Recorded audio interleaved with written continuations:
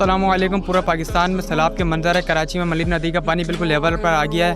जब कराची में जगह जगह पर हाई अलर्ट जारी कर दिए गए हैं। अपने घर में रहें, महफूज रहें, 2 रकात नफिल पढ़ें, अल्लाह से अपने गुनाहों की माफ़ी मांगें। वो जो कराची पूरा पाकिस्तान को चला रहा है, आज वो खुद डूबने का मकाम पर है, तो अल्लाह से इसके लिए दुआ करें, वो घर में रहे, सेफ़ रहें। बल्कि हो ही नहीं,